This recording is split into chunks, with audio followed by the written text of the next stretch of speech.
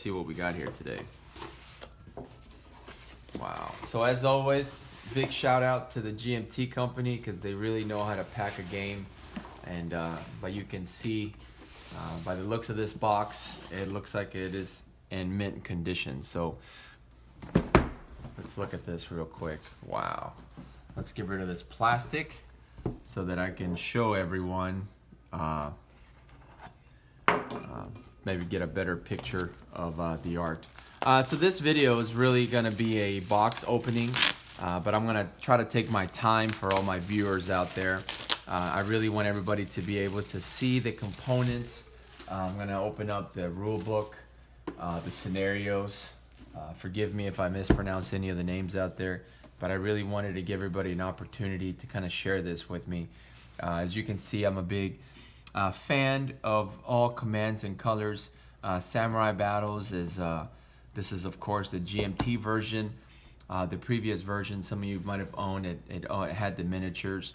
On another video, I'm going to do a comparison of the GMT games versus the previous one to kind of show what the difference are. But this one is going to be solely focused on Command and Color Samurai Battles by GMT. So this is definitely a medieval Japan battlefield game. This version features 40 battle scenarios. Of course, this is our favorite game designer, Richard Borg. You are now in command. Beautiful box cover, very pretty. The box is roughly about, I think it's 5.5 to 6 pounds. So there's definitely a lot in here that remains to be seen. Some more beautiful Japanese art on the side right there. And you gotta just really appreciate that. Looking on the back here, these are not to scale, but you can definitely see kind of like what the figures look like. Very, very cool. You can see here's our preview of the cards, the tokens, the honor and fortune tokens, and then of course the victory maps. This is for 2 players, and it looks like each scenario could take anywhere between 45 minutes to over an hour. I've had games that taken longer, not in this version, but in Command and Colors in general. All right, so with that said, let's pop this box open, and let's see what we have.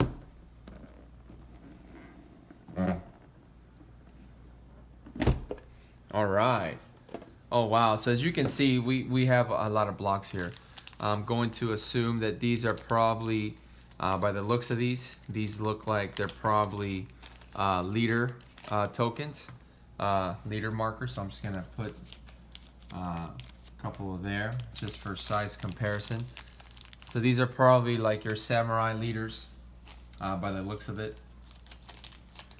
This one happens to be in black. Okay, here's another bag right here.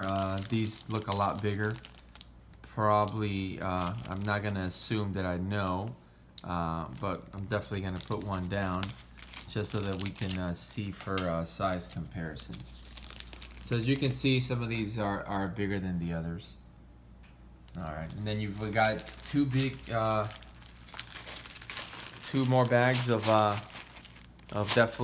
lots of wooden blocks. Now, as you all know that have played anything to do with Command and Colors and the wooden blocks, there is a lot of work to be done here as far as sticker placement, but I think that is the fun of this system, is that you get to spend a couple of hours or a couple of TV shows putting some stickers together. I think that's part of the enjoyment of this process, is being able to do that, and just looking forward to playing this game. So it looks like we have 1, 2, 3 different sizes here, and it looks like we have some more. I want to say maybe these are the cavalry. I'm not sure, but let's put some out there so that the viewers can kind of see the size comparison. So that's what they look like, as you can see by sizes.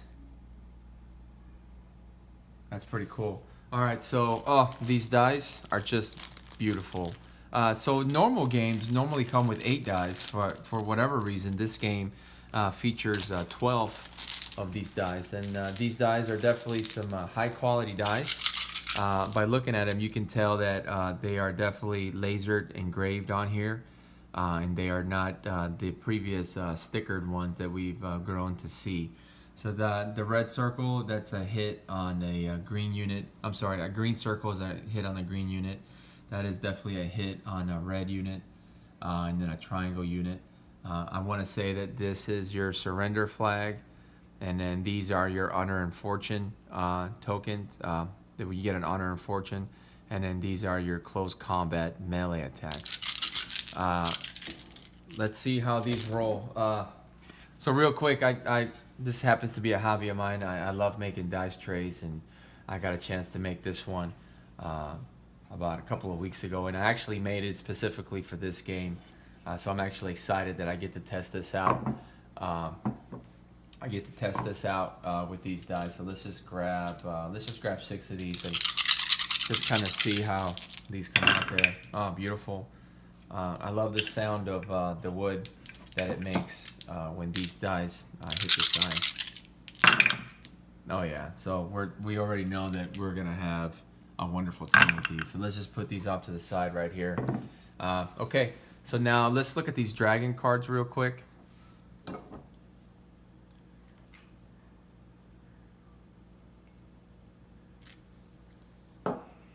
So those of you that played the previous version, the dragon cards were just a really exciting element of the game. They really just added a level of surprise, being able to manage your honor and fortune tokens, but then being able to do unusual things during combat. Oh, this is awesome. This allows you to roll 1 additional die when your triangle Ashigari are attacking. This is a ninja assassin here. It allows you to take out a leader. This is a brave leader. It allows you to ignore a flag. The top number on these is how much honor and fortune it costs you to initiate this. This is an ambush. When my wife and I play, this is actually her favorite card to use, is ambush. This is how you can strike fear. So it means that when you roll 1 flag, it counts as 2. The blue dragon, this is awesome. This allows you to all enemy units on or next to a terrain hex with water. That's pretty neat right there. Wise advisor, turncoat. This one's really cool. Before the order, you order units. You and your opponent roll each 3 die. Add 1 die for the player with the most victory banners. Add 2 die for the player with the most honor and fortune. The player that rolls the most honor and fortune symbols decide if the unit defects. That's really neat right there. If it's tied, unit does not defect. If the unit defects, the other side replace the unit with an opposition unit. So that's pretty intense. I mean, you can imagine how this would turn the outcome of the game. This one in particular costs 4, so as you can see, that one's a little more expensive. Desperate Charge, Fire Arrows, one of my favorite cards. This allows your arrowed units your bow units to fire 1 additional die. So that, as you can see, that's pretty cool. Cowards, Brave Leader, Tactical Wisdom, Kachu Kieva Victor. I probably messed that up. Target unit may roll 2 additional hexes, may move 2 additional hexes more than its normal movement. So a lot of these just gonna give you like some really neat things to do. Ninja Theft, Panic. Unit may not ignore flags. Red Dragon, Rise Famine, Spirit of Hayaji. I mean, that's really nice. Tea Ceremony, Wild Winds, White Dragon, White Fox. This is very neat. So these are your dragon cards. So let's go ahead and put these to the side right here. Let's take a quick look at these. This is where the game, this is how you're able to initiate orders and really control your military. So these are basic. You're looking at left, right, and center. And then of course, I'm sure there's variations. This game focuses a lot on keeping your units close together for morale and then for ordering purposes. Order symbols, Tiger Tail right, that's 2 and 1 on the right and center flank right there. Cavalry charges, holding and shooting, order units on the left. And I really love the design right here. This is just awesome. I mean, you just gotta love the graphics, and you can tell they really took their time to just put a lot of attention into every one of these pictures. Units on the right, units on the left. between your scouts, your 2, your 3s. Very exciting. Advanced center, you know, it equals to the number of cards that you have. Very, very cool stuff. Advanced ride. The flying geese is one of my favorites. Allows you to activate 2 units on each side. Very exciting stuff. Crane wings, outflank, 2 on each side. So a lot of these are very similar to what you're used to playing if you played Command and Colors, Napoleonics, Memoir 44, Medieval, Serpent Command. The Serpent Commands, I believe, allows you to target units that are adjacent and linked. So once again, it becomes beneficial to keep your units together. You know, order and triangle and square and circle units. Very cool stuff indeed. The quality of these cards seems fairly good, but they don't seem to have that plastic coating on it. So what I would definitely do with these, I would definitely take the time and maybe purchase some card sleeves for these, just to keep these right. Now, based on the copy I had of Medieval, those cards seemed like they had that plastic coating on it, so it wasn't necessary. But these feel more like just heavy cardstock, so I would definitely invest in getting some card sleeves. As a matter of fact, I'm probably gonna go purchase some this weekend before I start playing this game, just so that I can keep these in good order. Let's put these right here. All right, so this is the rule book. You're gonna really appreciate the art on here. It's very pretty. Designed by Richard Borg, GMT Games. On the back, it looks like it has a couple of reference sheets talking about the roll die and then how to apply hits. So if you roll a circle, it applies a one hit to a circle unit. Possible casualty if the leader's with the unit. And then, of course, this here is not allowed. This is for target type, range combat, and then close combat. This is very neat to have that on the back, but I think there is a couple of reference sheets on here. So let's just do a quick glance through the rule book here. It kind of goes over everything. Very neat stuff. Here it gives you the breakdown of every one. So it looks like these are cavalry leaders, which it looks like it's these big ones right here. And these bigger squares are your samurai spearmen and your samurai bowmen. And this one is your foot leader. So that was the difference between the cavalry leader and the foot leader. So these are leaders. And then, of course, the black one is your army commander, which has a diamond symbol. That's pretty sexy right there, huh? And then all these small wooden blocks, that's your regular infantry. Your infantry, I'm not sure how to pronounce this, but they have the weapons on them. Your bowmen, your spearmen, samurai infantry bowmen, so that's pretty exciting. And then your samurai infantry spearmen. Those are red units, so you know that they're stronger and more powerful. Yeah, so continuing on with this, here's definitely an army roster. So this seems to break down the capacity and the ability of every one of the military units that's in this game. Very neat stuff. So here's your samurai spearmen, cavalry. This is something different from the previous version. This gives you the peasant infantry. And then of course they added the samurai bowman cavalry, which is actually an addition from the previous version, which actually was ninja attack. And then of course your foot leaders. And then your army commander and bodyguards. I was told somewhere that they modified the game to so that you can actually use the army commander and bodyguards in a better capacity than the previous miniatures version. So I'm excited to kind of see what that's about. Like I said, my next video I'll do a comparison between both and excuse me, kind of explain a little more. But it goes into the battle phases. This is a very, very nicely laid out instruction manual. Even if you've never played Command and Colors, it's only a few pages of actual rules. It's not really that bad. It goes into the dragon cards, command cards, tactic cards, and then of course it breaks down your battlefield terrain. Very, very awesome stuff here, and we're gonna look at the terrain tiles in a minute. And then of course the credits with some more additional painting here. And what I really like about these books, and if you really want, it does have every card that you have out there, so you can feel free to look at it. Like if you want to verify what a cavalry charge is. I don't know if I can zoom in a little more right there so everybody can see. It's very easy to read. It kind of breaks down the entire cavalry charge and what it actually is. So that's actually kind of neat to have there. And it does the same thing for the dragon cards. If you ever want to reference the cards. And it tells you how many cards are in there. So this tells you right here that you advance left, there's only 2 of them. So not that you're going to be counting cards, but it's just kind of, if you ever want to use that for strategy reasons, you know, you have that right there. So let's put this off to the side. Here's the scenario book. This looks actually very hefty. And on the back, I like this because it has the terrain effects chart.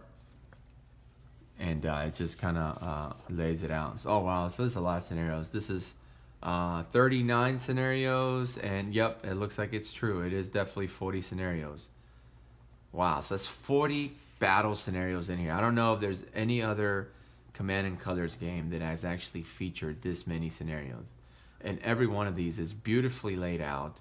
And you can see this uses a lot of terrain, which is awesome. It just makes the board look so much better. It lays out where the armies goes, battle nodes, historical background. Every one of these battles has some kind of historical background in it. You can see a lot of these apparently have a big stream in the middle. Look at this one with mountainside and hilltops. I mean, this is just awesome. Some of these look like dispersed units. I mean, this one right here, number 25, it just looks phenomenal. I can't wait to play that. And some of these just look great. I mean, phenomenal job on GMT on putting this together. Wow, historical background. And there's some additional notes on that one. I mean, this is just really cool. Definitely very excited to get my hands on this. Real quick, let's see what the intro scenario looks like.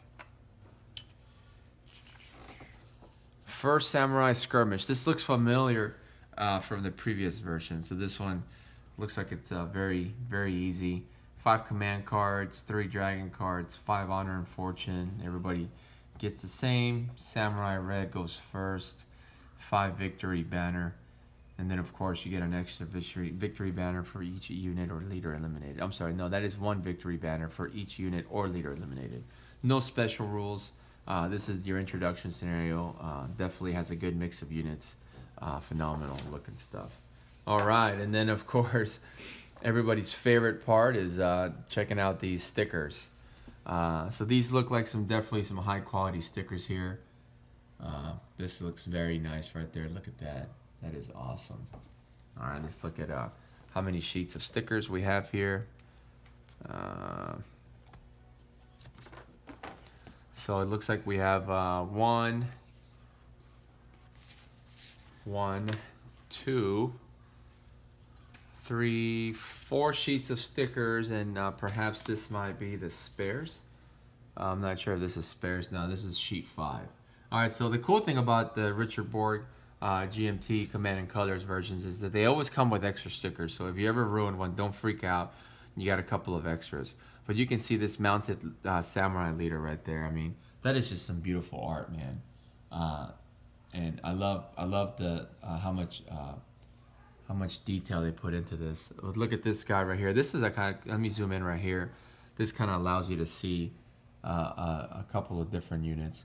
So that's your spearmen. There's your bowman right there. There's your samurai spearmen right there.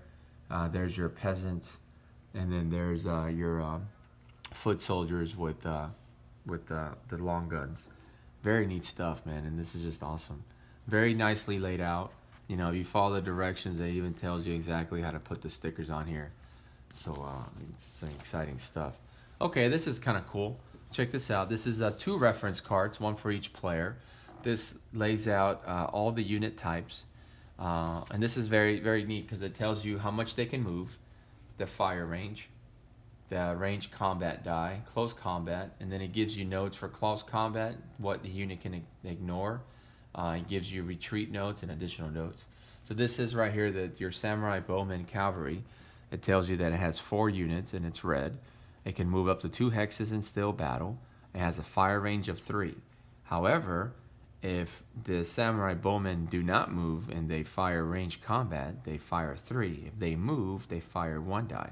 But at close combat, they fire 3 die. So that's kind of neat. And then it tells you that because of the armor value, it can ignore one sword, and then one sword or two swords, depending if it's a triangle or a circle. And it can also ignore one flag.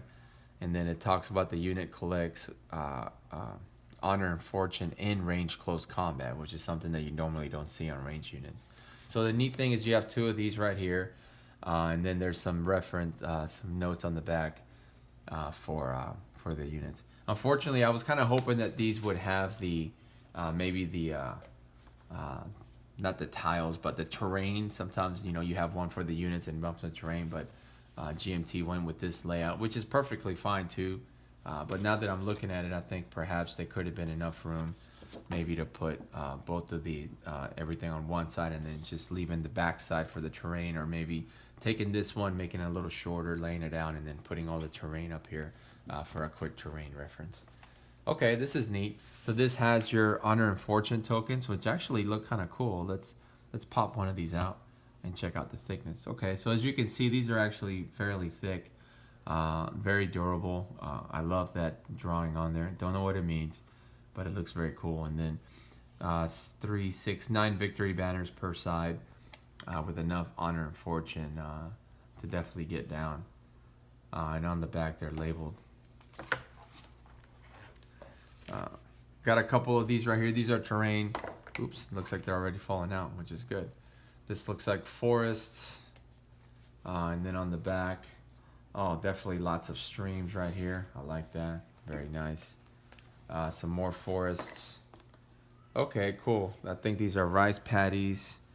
That looks like a town. Some bridges there. Very neat.